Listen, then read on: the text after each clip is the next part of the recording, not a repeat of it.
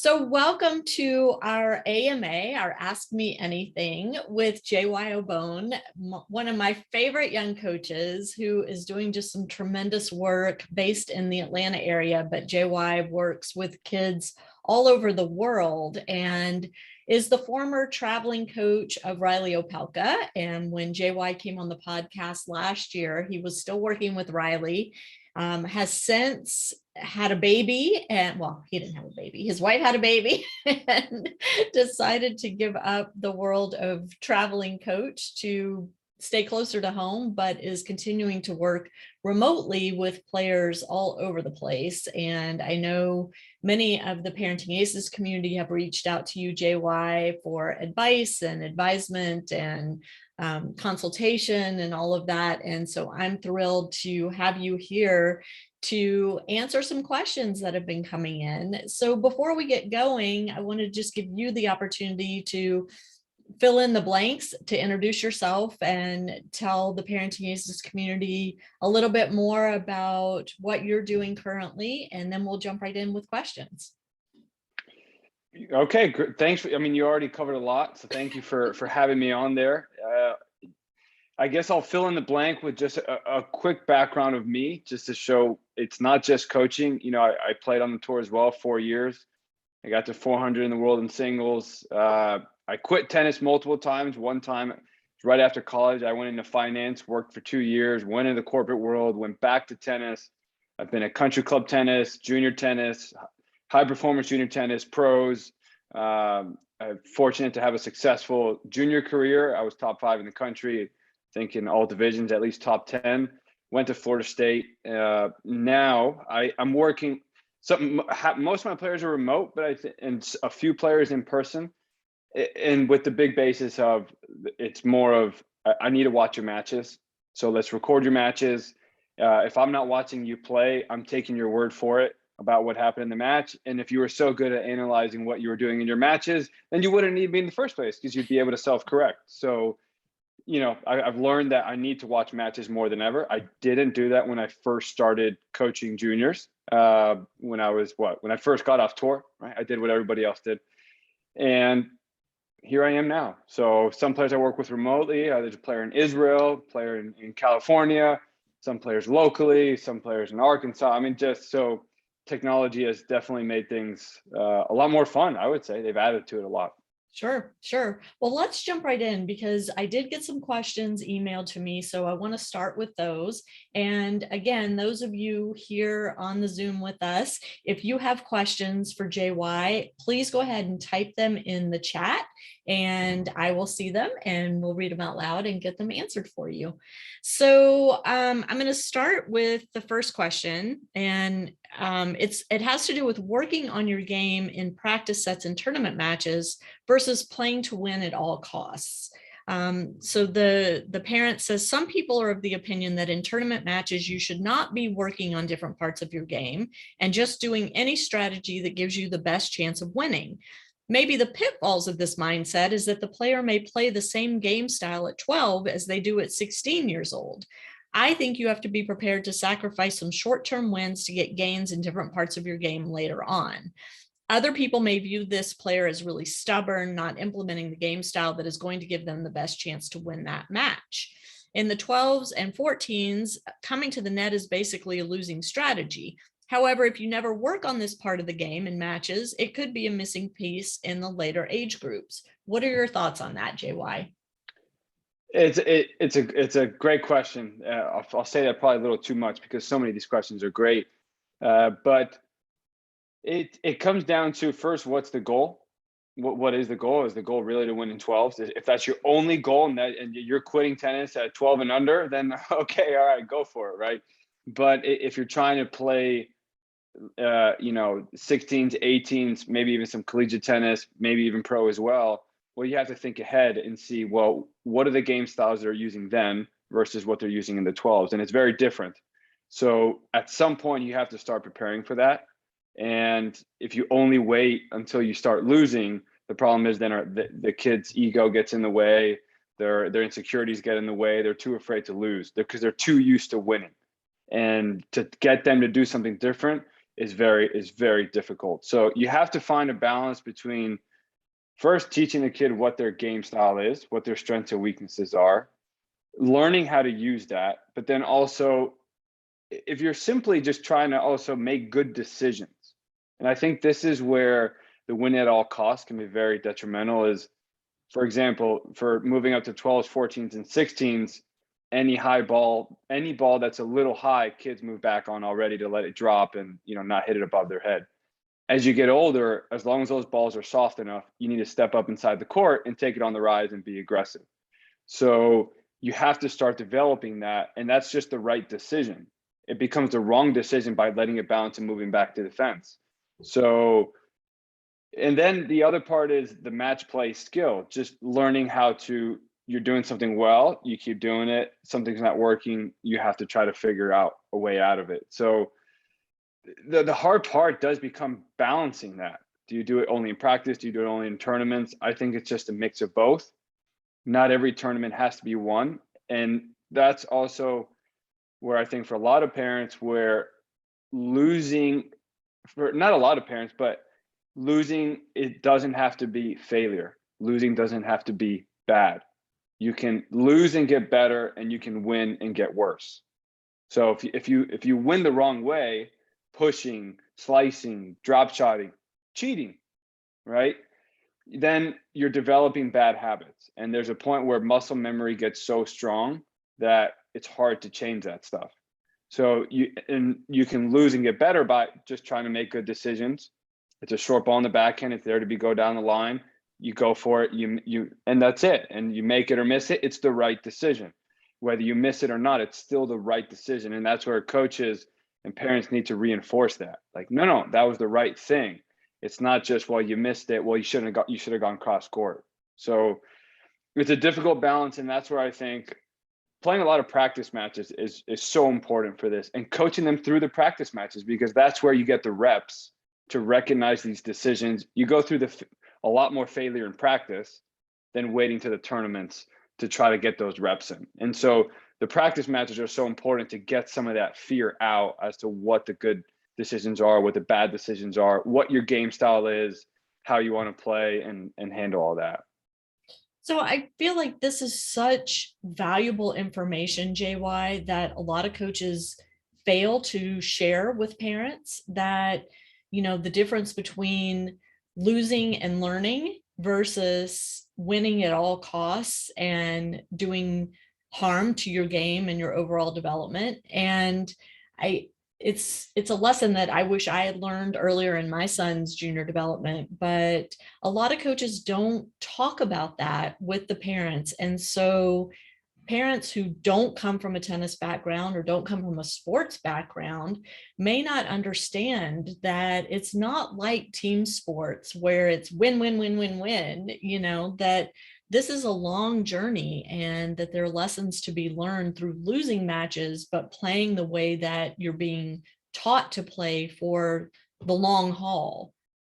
And it's totally understandable to think, if you were never an athlete and you never played tennis or even in sports where losing is bad, because if you get an F in school, that's a bad thing. You get fired from your job, that's a bad thing. There's no such thing as a kid who can get an F and gets rewarded by his parents simply because he studied hard, though I think they should. If your kid studied everything they could have and still got an F, maybe they just don't understand it. They're trying, but we just see the F. Mm-hmm. And I think that's where the difference is in sports, is what really is failure, what really is that F. And you know how I feel about coaches. The reason why they're not talking about it is because they don't talk to parents, period. They don't have the time, right? They're on the court all the time. They're working with the parents. They don't go to tournaments. They don't have the kid. They don't record matches. That's why I think it's so important. Rewatch the match with the player. You show them where they make good decisions and not. And now with all the matches that are on YouTube and everything, and you can compare side by side and be like, hey, you see, look, Federer made the same decision right here. The only thing is he made the shot because he has more practice, but you're doing the same thing. You just missed it, but you're doing what the best are doing. So don't judge it by missing it. As you can see by Federer, he's telling you you're doing it right, but they're not taking the time to do that. So there's no education on what is failure. You're making good decisions. And, I think coaches need to spend more time educating everybody on what that process looks like. Absolutely. All right, let's move on to our next question. And again, those of you here, if you have questions for JY, go ahead and type them in the chat and we will hopefully get to them. So our next question is, when is playing up an age group or against higher level players good for a player's game? And when is it not good and can hurt a player's development? Can you wait too long before exposing your player to that higher level so they can see how much better they need to get and where their game breaks down? I don't know if you've heard the same statistic, but I've been told this before, where you want to keep your win-loss ratio about somewhere like mid to low 60%. So if you're winning more than that and you're winning over 70% of matches, they're getting too comfortable. They're not being challenged enough. They're not being forced to get better, and their weaknesses aren't being exposed. If they're winning too little, then they need to stay where they are and they need to get better. And I think sometimes we get a player and they win a couple matches and they move them up right away, and the pressure's all gone, and they play freer and they do play better, but they don't win. But they feel better on the court and they play a better brand of tennis. So they want to stay up there. When they move back to their own division, they feel like there's a little bit of pressure to deal with, oh, well, I should be winning at this level, or I hate playing this game style. They're a little bit more pushers. And so you just have to manage how many matches are they winning. For example, I just had a player who won an L6 coming back from injury. He's 14, but he's 14 and under. So look, you're working yourself back. Go play an L6 and go win 3-4 matches in a row. If you can't win a tournament in your own division, you have no right to move up. I mean, if you're making finals every week, okay, fine. But you got to win more than 2-3 matches in a row in the main draw pretty consistently before you've earned the right to say, look, I can beat 98% of the players in my division. I can test the upper division. But then you mix it in, you sprinkle it in. You don't just go all in. You go little by little. You see how they handle things, and you just try to judge that ratio. Where are they? Are they winning too much? Are they winning too little? Or are they right in the sweet spot? There's also a piece of that has to do with the individual child's personality too, I think. And, I'm not a psychologist, I'm not a coach, but I am an experienced tennis parent. And I can tell you that there was a phase in my son's junior development where he did not win a match for over 9 months. And I kept waiting for him to come to me and say, that's it, I'm done. I hate this. I don't want to play tennis anymore. But he never did. He kept working and, kept developing and growing and eventually turned that around and then came back and started beating those kids that he had been losing to over that stretch of time. But there are some kids that if they're losing every match over a long period of time, they are going to step away from the game. They're going to get frustrated and be done. So I think that's a piece of it too, is really understanding the child and their personality and what their tolerance is for losing and how they view it in the whole scheme of things. Totally agree. And just a little example from my own personal experience. When I was around 17, I was on the verge of making, I was about 150 in the world in ITFs. And so you can play some qualifying of junior Grand Slams, maybe at that ranking. But I was like, look, I want to make main draws of Grand Slams before I start spending all this money traveling. Well, if I remember correctly, I lost 12 first rounds of ITFs in a row. Couldn't win a match. But I was going to futures and I qualified in some futures. So I'm beating higher level players up. But in my own level, I couldn't beat him. The pressure was off. I swing away, played great. When I wanted to perform, I did terrible. The thing was, I just said, forget it. I'm just not going to play juniors anymore. I'm just going to go play pro. I'm clearly doing fine, but I wasn't doing fine enough. Like, you go pro, then you got to start winning a lot of matches. Long story short, you do get to the point where at some age you can't move up anymore. Like, you're in college, that's it, or you're pro and that's it. You have to start winning at the level you are. And if you've never learned how to handle that pressure, you're just not going to win. So that's what happened to me. I'd be good in college until the pressure came on and I was expected to win, and then I'd struggle. it was just a constant back and forth. So at some point, I think players need to face that. So be careful if they say if they like playing up, it's because they don't have pressure. They swing away. So they might not say it like that, but pay attention to it. Good point. Really good point. All right, next question. And again, I want to remind those of you in here, if you have a question for JY, go ahead and type it in the chat. I've also put a link to JY's website in the chat. So you should definitely check that out. All right, next question, JY. If you imagine a pie chart of things that juniors need to work on to improve as players and develop their games, feeding drills, technique, live ball, practice sets, tournament matches, fitness, mental training, rest, match video analysis, etc. Are there any trends you notice where coaches and players are just working too much or too little on various parts of these aspects, which doesn't lead to enough positive benefit? So I think of, pie charts as, the financial pie charts. I think back to my days in finance where, well, if you're in this age bracket, you take this amount of risk. And if you're here, you're here. So it's kind of the same. It changes based on where the player is in their development. The younger they are, they're probably going to do more technique, more feeding. But it's just, you're constantly evaluating, well, where are they in their development? And maybe this is the answer that's going to be liked the most, but you're constantly evaluating that pie chart almost on I wouldn't say daily basis, but for sure weekly basis. You're seeing, well, how are they improving that? Because if they're improving it well, now you need to do it in more live ball drills. You need to do it in practice sets. Well, hey, they've done it in practice sets. Now we got to do it in matches. Or some just progress slower in one area than others, and you just need to take your time. You can't throw them into so many tournaments right away. So that pie chart constantly moves. The second part of that question is a lot easier to answer, which is what trends do I notice that are not in there or not enough of a positive benefit? Right away, I'm going to say there's not enough practice matches. There's not enough set play. There's not enough fitness. There's not enough probably tournaments. I mean, some kids don't play enough tournaments, but definitely not enough live ball drilling, not enough practice sets, not enough fitness, not enough mental training, not enough match video analysis. Now, I know that sounds like that's a lot of things, but if you look at what academies are doing, it's a bunch of drilling, feeding, and half-court games with maybe 5-10 minutes of up downs of something. If doubles, they'll do doubles, right? So, which again, I've talked about that, the court issue, the court limitation in other areas. So I won't go bashing people on that again. But yeah, I think those areas are definitely missing. If you have a junior that's competing, then you have to start doing, because the match video analysis also, it's not so much like numbers and data.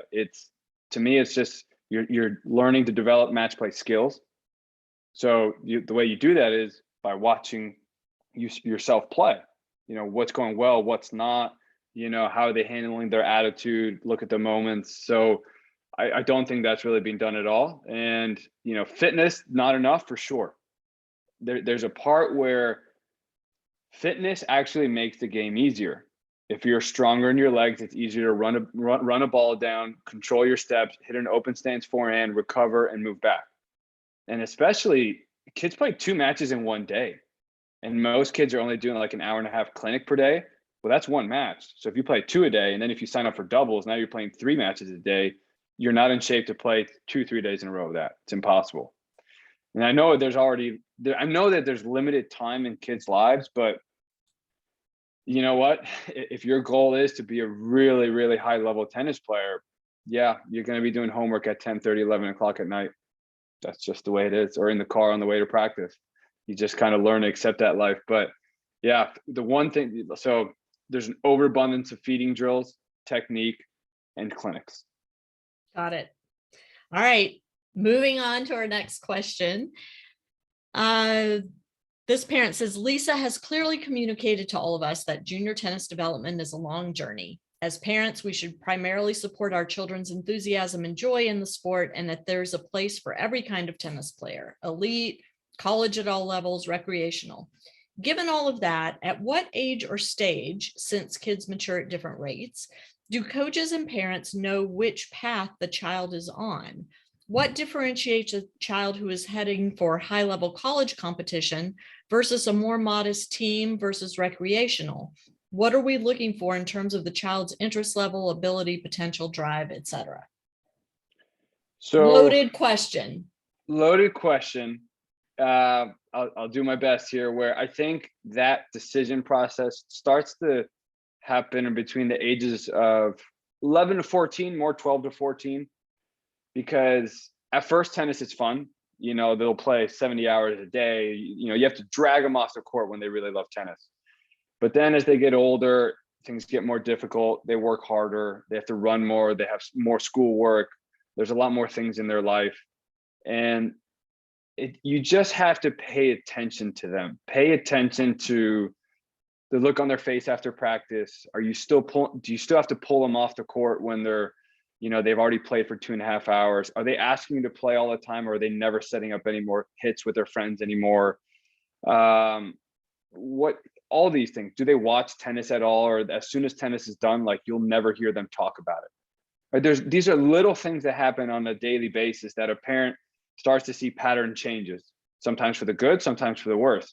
And that's where you start to see, and it does become experimentation, which is, it's not fun, but it's just the truth. You try some things. So the kid says he wants to go all in because it sounds great to be a tennis champion and play Division I collegiate tennis. So you say, great, you're going to play tennis 5 days a week. You're going to play 20 tournaments a year. He's going to say, great.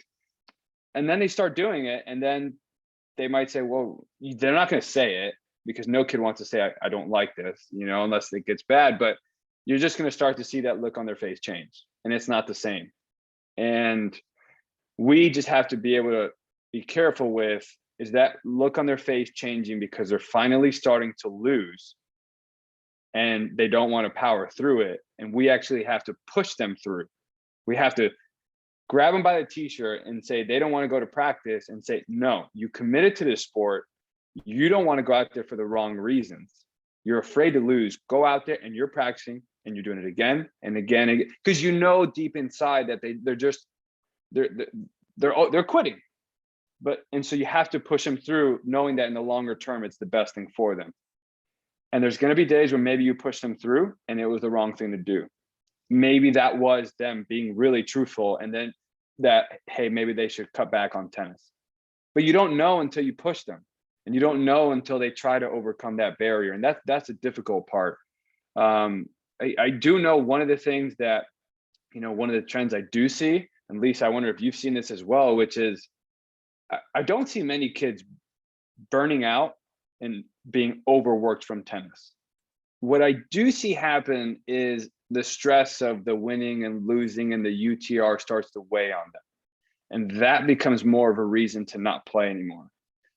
That's not them losing the joy in their game. That's them focusing on the wrong things. But I'm still yet to see kids play too much tennis in 1 week on a consistent basis, do too much fitness, do too many tournaments. That's such a small percentage. So I think parents there's a little more room to go on pushing kids a little more towards a sport before they say, no, this isn't for me. And you don't know, to gauge their enthusiasm or their interest. Again, that's something that with the coach that hopefully is very involved, and the parents, there's the constant back and forth conversation, like, yeah, hey, he just doesn't seem right at practice today. Now, maybe one day you don't make a big deal out of it, but it's kind of a month and a half later and you're like, yeah, it's still kind of the same. Or when they win a match and you're like, they're not even really that happy, but they're so unhappy every time they lose. So it's like there's a disconnect here. But you don't find that out overnight. You don't find that out over day. It just takes time to make these decisions, and it's okay to push forward and then pare back and say, you know what, no, let's go back. We made the wrong decision. This isn't the kind of tennis. Or they say they don't want more, but then they do. And then you say, geez, well, we could have been practicing these last 6 months a little more. All right, fine, go back. You shouldn't have played soccer. You're right. You don't like it anymore. You just don't know. I think that's the hardest part. You got to get to know your kid, and it takes time. Well, and I think this is something I talk about a lot, is keeping that line of communication open with your child, right? And checking in with them periodically, whether that's every 3 months, every 6 months, and just get them to recommit and give them the wiggle room to not recommit if it's not what they want anymore. You know, give them that out, but then kind of push the conversation toward, let me understand why you've changed your mind about this, you know? Yeah, yeah. And they might not be able to explain things very well, but give them that chance and listen, not always just to what they're saying, not the words, but how they're saying it, the Mhm. look on their face. And that's why I think this is the hardest part with junior tennis is just how involved you have to be. You have to go watch them at practice, go see what's going on. You got to talk to the coach. The coach needs to talk to the parents.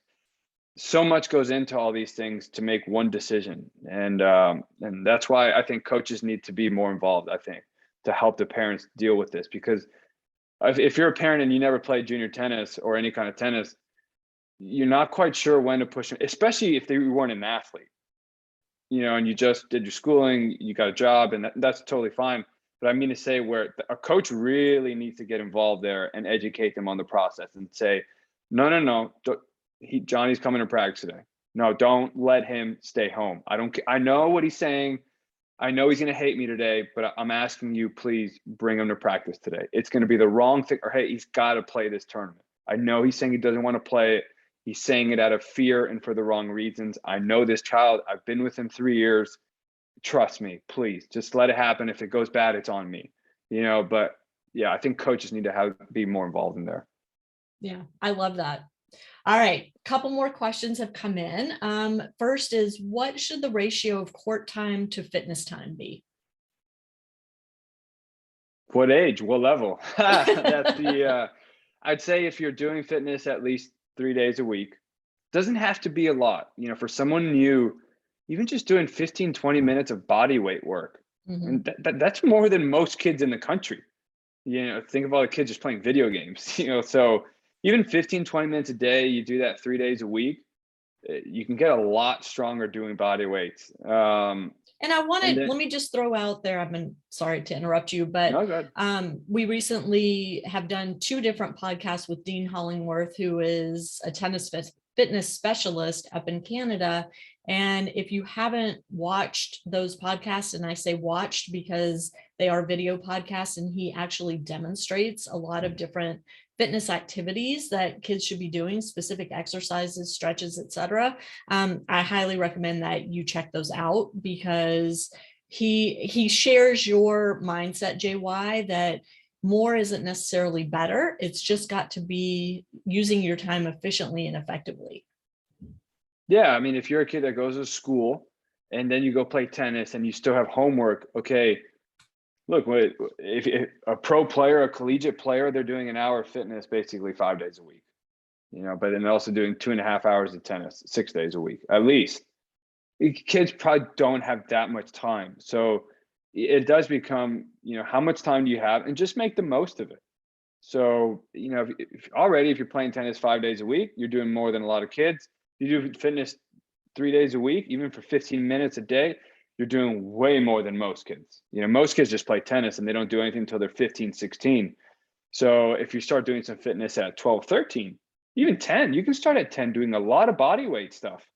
So yeah, it depends where they are and how much time they have. But I would stick to at least that hour and a half, 2 hours of tennis, 5 days a week. This is for someone who's like fully dedicated, by the way. Yeah. And fitness 3 days a week.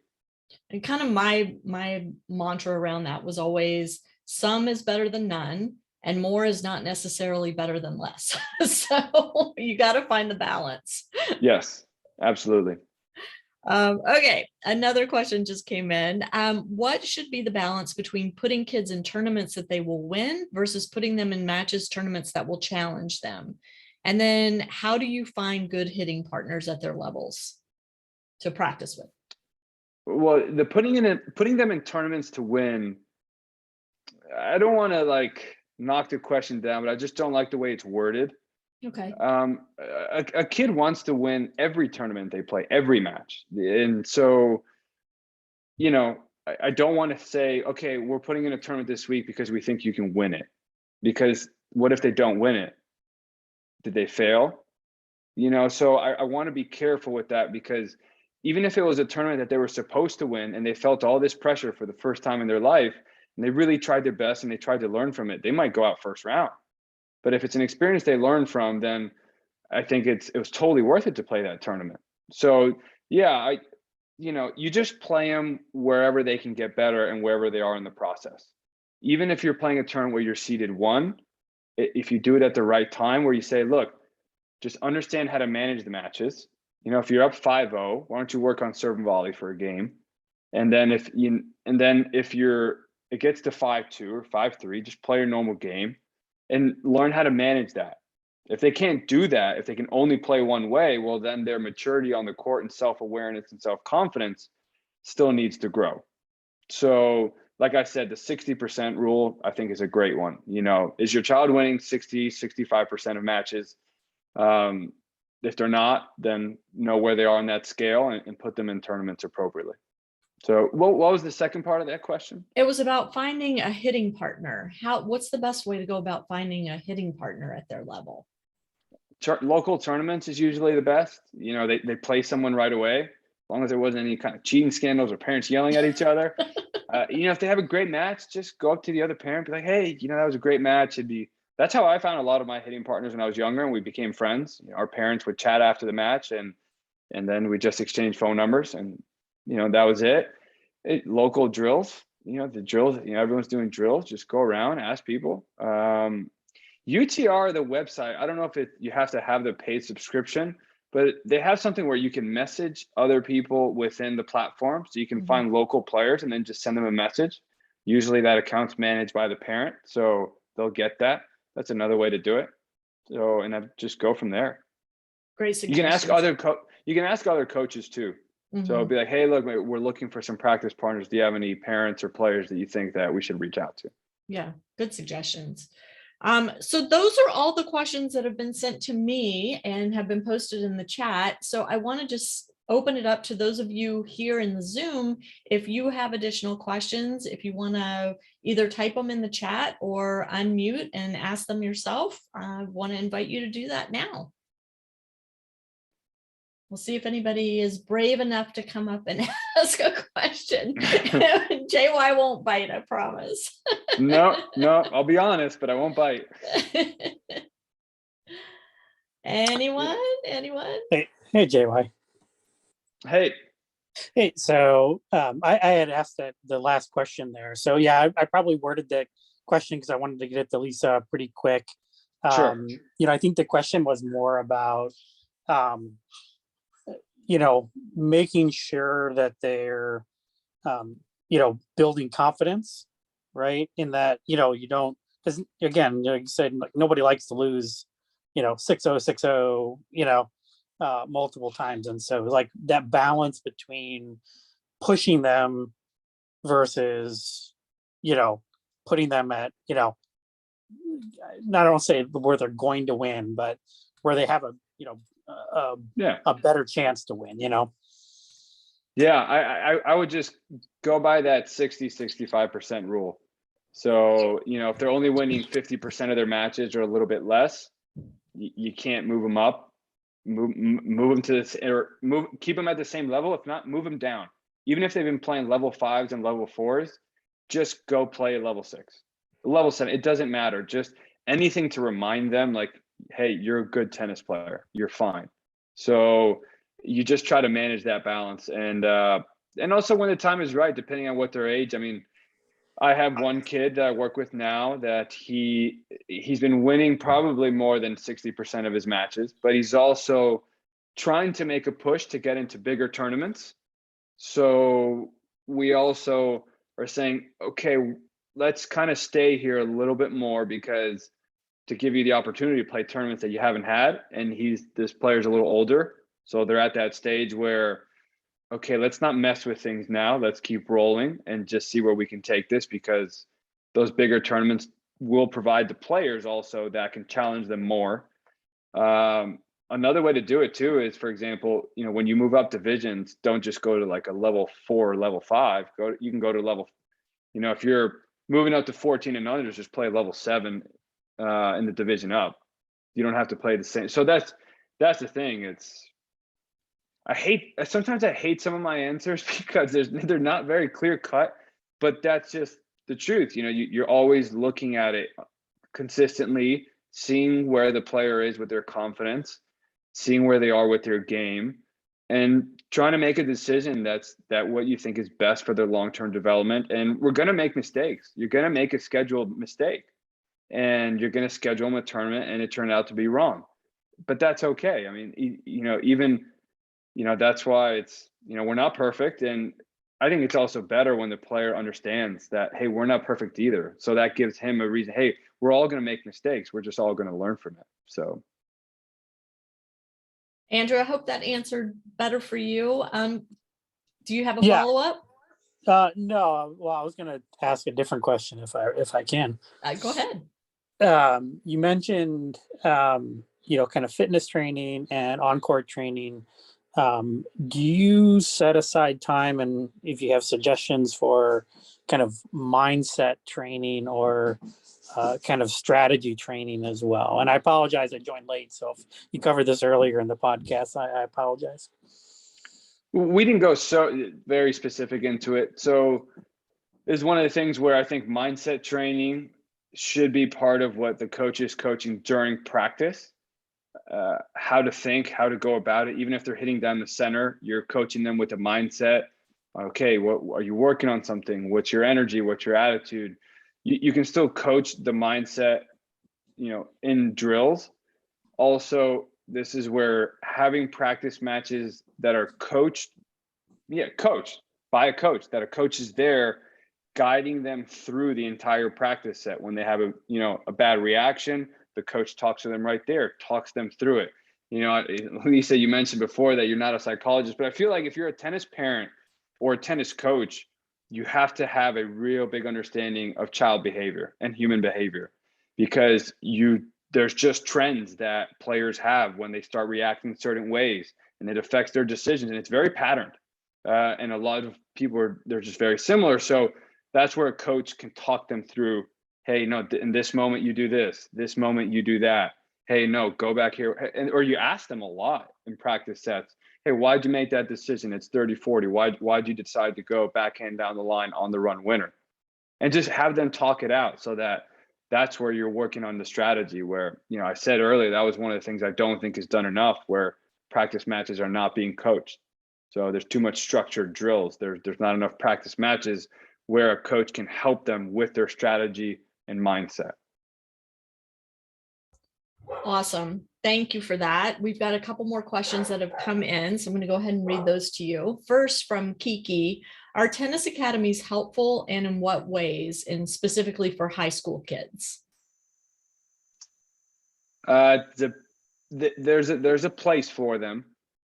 I would say you have the parameters for me for any kid going to an academy have to be, if you're planning on going there every day and that's your only thing outside of a private lesson and tournaments, are they playing practice matches, and are they doing fitness, and are you doing full court drills? I found a lot, at least in the city that I'm in, the answer is no, no, no. So then I would say in that case, only go to that academy one day a week.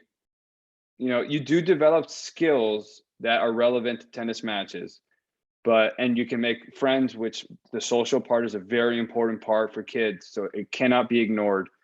But if those things aren't in there, then how are you going to be expecting to do well when you play a match if you don't practice how to play a match? If you only do mostly half court drilling, how do you expect yourself to do well chasing a ball full court? And when you play tournaments, if you play 2 matches a day, you're at 2 to 4 hours on a full court by yourself, but that's quadruple the amount of distance that you're ever going to cover in a drill.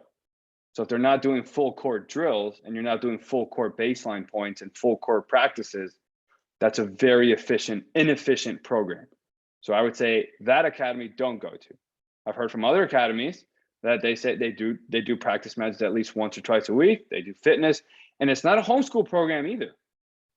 So it's not only about being homeschooled, it's just they've structured things in a way where these parameters are in place. I say, great, go every day. You got what you need. And as long as there's a coach as well. Sometimes if you have a coach to player ratio where it's 1 to 16, you're not getting any coaching there. So then that's also doesn't help. Great advice. Great advice. And we have another question that came in from Susanna. Any advice for kids entering the college recruiting process who are overly concerned about their UTR and results?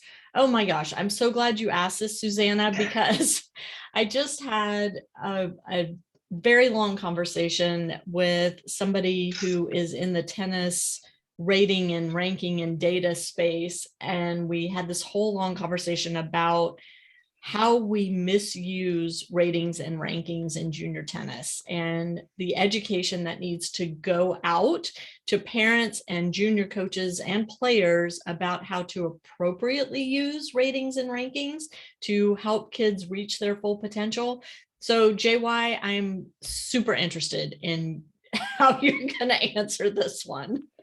All right. I'm very passionate about this topic.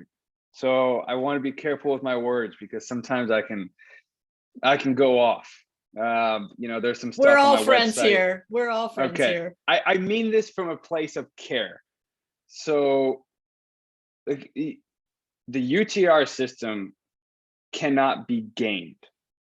You cannot find a way around it. At some point, you simply have to get better and win matches. So if you're concerned about your UTR rating, you have to get better as a tennis player. Now, maybe that's not your tennis skills. It might be just simply dealing with pressure and stress in a match and blocking out the fact that you're close to the college recruiting part. But that's part of tennis, and that needs to be coached just as well. All players deal with pressure at some point. How they handle that determines how good of a tennis player they can be. It's not about how beautiful your technique is. It is about how you handle the stress and pressure of you trying to achieve whatever your goal is.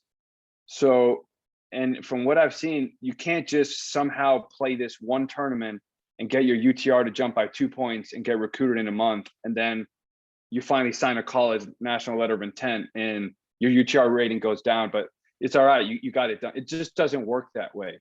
At some point, you need to start winning, but you can't focus on the winning. You have to focus on what you need to do better on the court to put yourself in position to win. And I think that's the place where a lot of players and parents are missing, is they're focusing only on winning and they're blaming the UTR system. But I've never seen a kid win enough matches and UTR hold them back. At some point, if you win most of your matches, your rating is going to go up. So that's just, I've seen that. I've never seen a kid game the system. So find out what's going on, find out how to get better as a player, either, if it's a technical thing or simply a mental skills match play training thing, and just focus on that. And you know what, if they don't get to the college that they like, that's okay. The most important thing is that, are they doing everything they can? Are they working hard? Are they learning? And we need to let kids really believe that it doesn't matter what college you go to. There's so many people that don't go to college and start their own businesses and have a successful life. I know someone who started off in some college that I don't even know if they had an athletic program, and the dad ended up going and found a way to get into Harvard after, and just transferred after. He worked so hard, he just got in. So we just need to make sure that we need them to be proud of themselves for working hard. They need to feel like they're being loved just because of how hard they're working. And then no matter what college they go to, no matter what their UTR rating is, they have a team of parents and friends and coaches that support them, love them no matter what, as long as they're working hard and support and learning. I love that. I love that answer. And, I published an article earlier this week. We've got world tennis number coming into USTA now. So yet another rating system that is going to gum up the works. And really the message that I want to reiterate what JY just said is the numbers don't matter. And if you're continuing to work hard every day and continuing to have passion for this sport and continuing to love the game and continuing to be willing to go out there and improve just 1% every time you step foot on the court, the ratings and rankings are going to take care of themselves. And believe me, college coaches are smart. They know that a rating or a ranking doesn't define how a player is going to perform once they're on campus in their program. There are lots of other things that these coaches are looking for. So please, please, please don't get caught up in these numbers, and help your kids not get caught up in these numbers, but rather be committed to putting the work in every day. And the rest of it will, I promise you, take care of itself. One final thing I just want to mention that I've seen, we all know the things about parents and kids pulling out of consolation and all this. Again, trying to game the system so their UTR doesn't go down. Think of the values you're teaching your kid on how to be successful. It's not about working hard. You're teaching them. It's not about, just doing what they love and that's it. And just going all in on it and just accepting wherever they fall. You're teaching them to look at a system. So when they're older, what are they going to look at? Their salary, what their friends think, what the boss thinks. It's never going to be about, look, I'm just proud of myself for working hard. And that's a zero-sum game. You're never going to win that game if that's all you're trying to, look for. So be careful, because it's not just tennis. That's going to spill into other areas of their life when they're older and on their own and having to deal with things. Absolutely. For those of you that joined late, I just want to put out there, if you have questions for JY, you can either type them into the chat or you can unmute and go ahead and ask them. We've got about a little less than 15 minutes left. So take advantage of having this awesome coach here to answer your questions.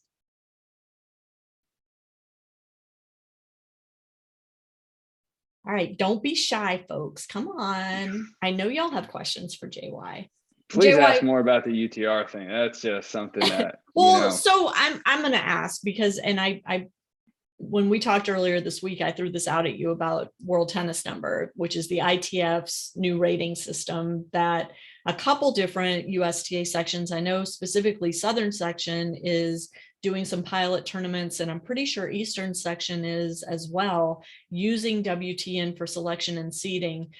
JY, if you could give just a 5-minute lesson on the value of ratings and rankings and their place in junior tennis development, what would you say about that?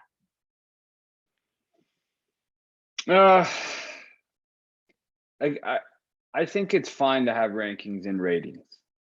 It's more about what we do with them. What do we think about it? Look, there's always going to be rankings in everything. And, we're human beings. Unfortunately, we're flawed. So we're going to compare ourselves to others. And that's a battle that we always face. But at the end of the day, it's just, we have to learn to deal with stuff like that. And that's where we don't spend enough time teaching kids how to deal with stuff that brings pressure, that brings stress. To get them to look at the things that truly matter. Whether you have rankings or ratings or not, the kids are going to find something to compare themselves to their friends.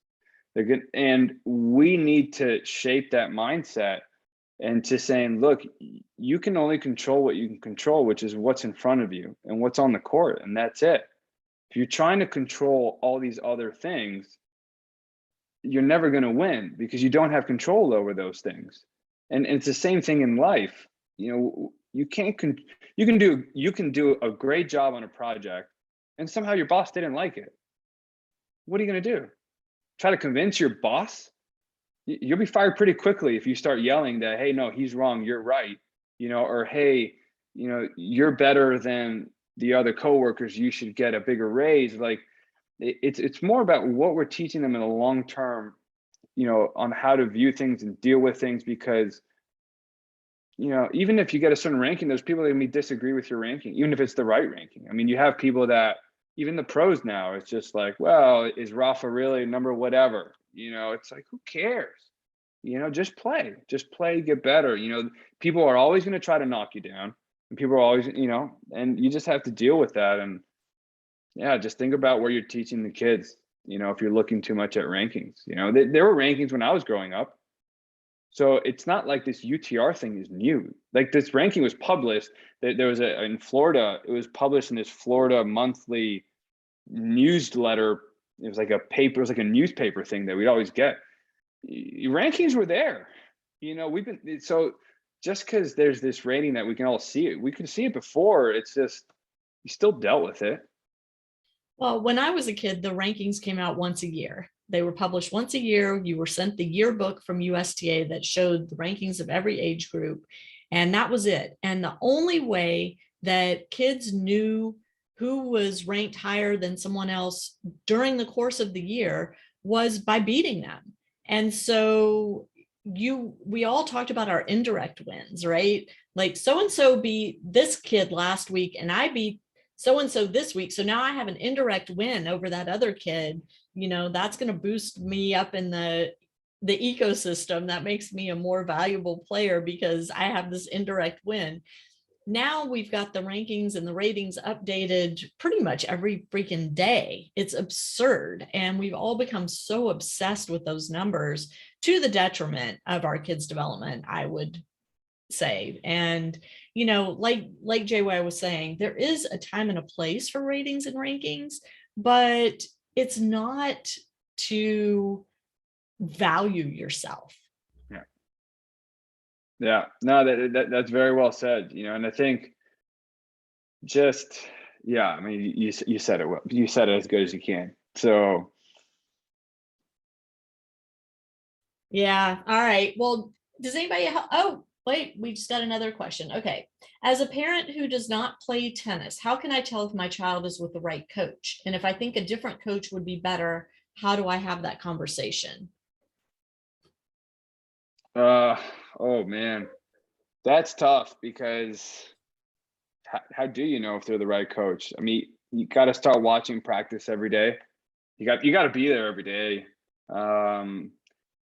You have to know what is the right environment for a kid, but then that's why if you're not a former tennis player or been involved in tennis for a long time, then you need to start researching what the right environment is.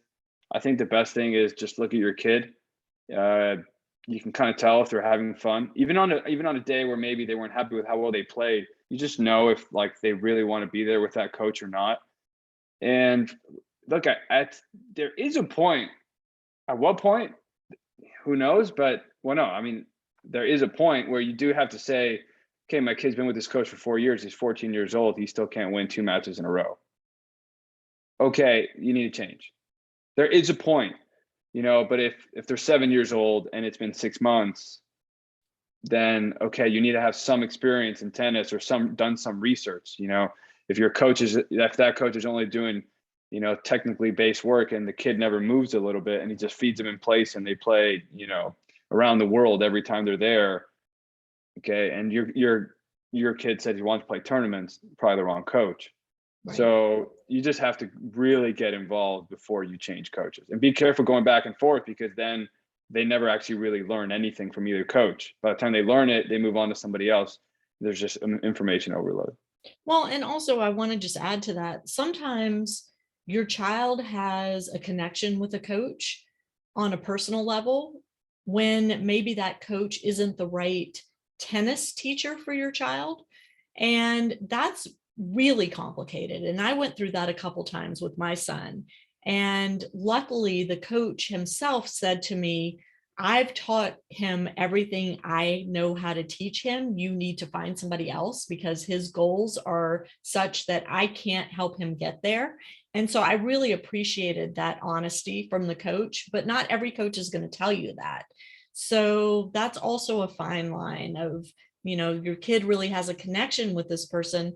And just because they're not being coached by the person anymore doesn't necessarily mean that they can't still have a friendship with that coach and a relationship with them, and maybe, go hit at that coach's club every now and then, or, join in some adult drills or something just for fun.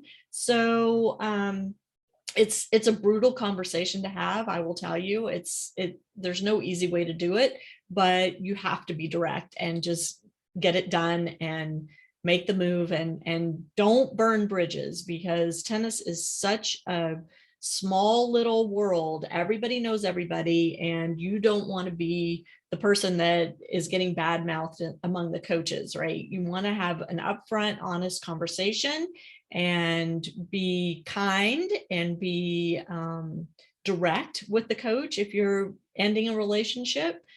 And then don't badmouth them. Don't say anything negative out, to at tournaments or to other parents. Just when people ask, oh, I see you moved on, say, yeah, it was just time for a change, and just leave it at that. Nobody needs to be all up in your business about it. Yeah, and it's okay if it was the wrong decision. Maybe you Absolutely. don't, how do you know if they were the right one or the wrong one until you change coaches? You just don't know. So you might go back to them, and that's why you don't want to burn that bridge. You may be like, yeah, look, we tried it. Yeah, no, we made a mistake, and that's totally okay. We don't need to be stubborn about it. Everyone's trying to learn. Yeah. And that's why a lot of what I say, it depends this, it depends that, because kids are also different. Personalities are different. I can't coach every player. My personality doesn't match with every player. The things I say might sound right, but then you put me in front of a certain kind of personality and they just hear it differently. So it's not so much about the information the coach gives, it's how he handles that relationship. And so it's okay. It happens. You go back and forth. One thing for sure is you're probably not going to have the same coach forever.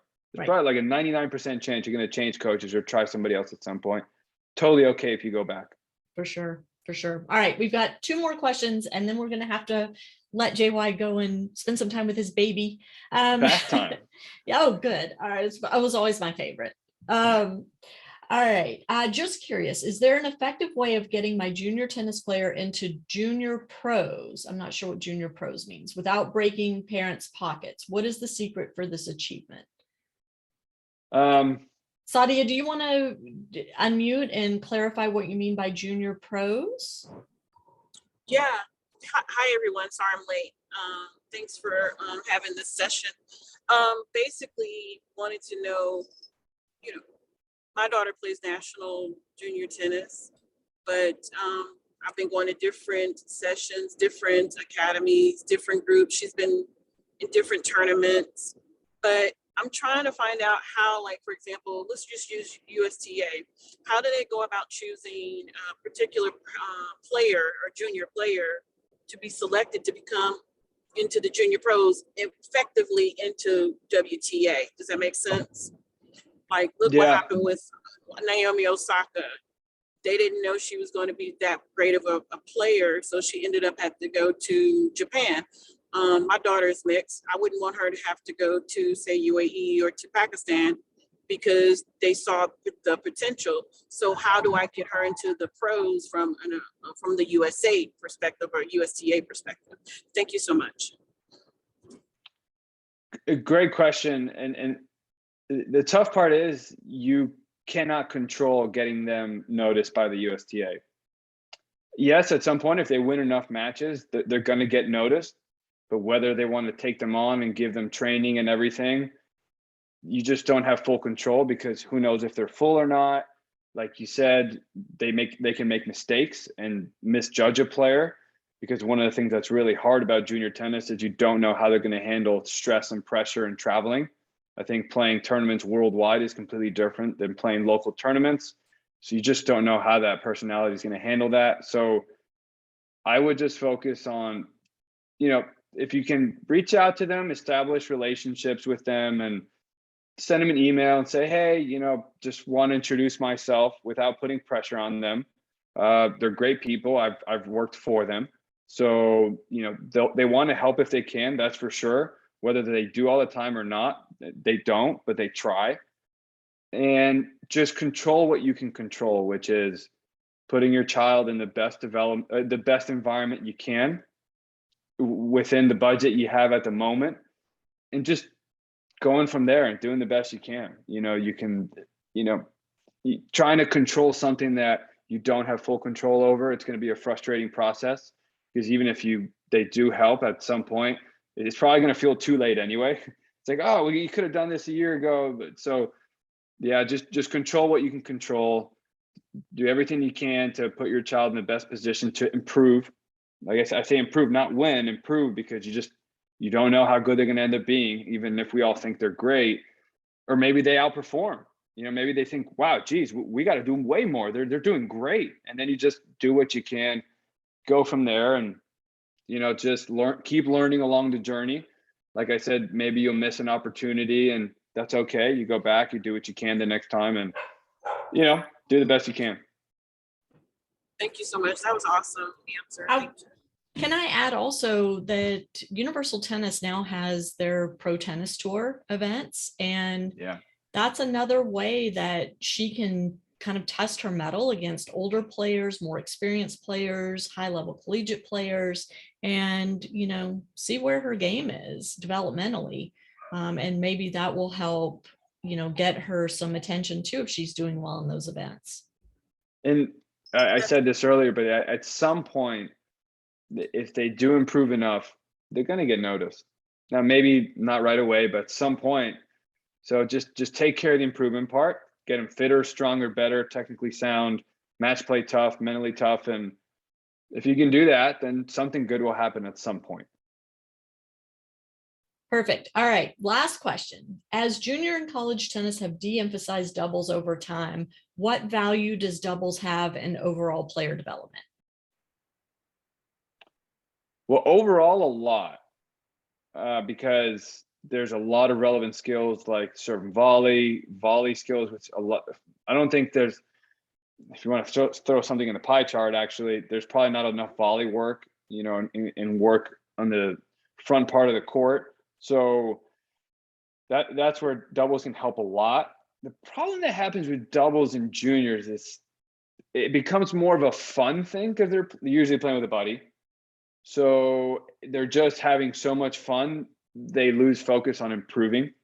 So you just kind of have to balance that. So I do know colleges do still look at doubles. So, I wouldn't say that they're not emphasizing that, because they do look at doubles for some guys. I know some guys that they come in as freshmen and they just play doubles. I know some players that only play doubles their entire career. They played top in the lineup in doubles, but never played in the singles lineup. So that does happen. So I think doubles also is great in the development, to mix in those tournaments where sometimes singles is it's singles, it's by themselves. It can be a little more pressure. Oh, maybe I got to beat this kid or win this tournament. Something about doubles when they're with their friend doesn't have that. So that's a way to keep their joy in the game of tennis in a different way. Perfect answer, JY. Thank you. Thanks for taking time to come do this with us. And those of you who joined us today, thank you so much for taking time out of your schedule to come in, to send questions, to submit questions in the chat. I really appreciate it. I hope you all found something useful, something valuable out of the information that JY shared today. JY, do you want to just tell everybody how to reach you if they have further questions? Sure. I'm all over social media, Aubone Tennis, AUBONE Tennis, Instagram, Twitter, and Facebook, all that. I'm there. That's my website as well, aubonetennis.com. If you have any more questions, there's some contact places on that website. Send me some more questions. Do have a newborn baby, so I'm a little slower to respond, but I'm happy to answer questions. And aubonetennis@gmail.com. I don't hide that email. So you can spam me, that's fine. I'll look at it. But yeah, I want to be open and help, and just, I know it's a tough journey. It's a long one, and you don't really get a second shot at it. So with that one kid, so I'm happy to help. Thank you so much. And just to clarify, JY, you are based in Atlanta. Do you work out of a specific club there, or do you just kind of go where you're needed? I go a little bit where I'm needed. I do spend probably most of my time at one place at Peachtree City Tennis Center. Unbelievable tennis center there. Unbelievable. It's run by some great people. That is one of the best public facilities in the country. If you haven't been there, you have to go. They need more tournaments. They need to show off that. Right? Place. I know. The only time we ever went there was for high school tennis, believe it or not.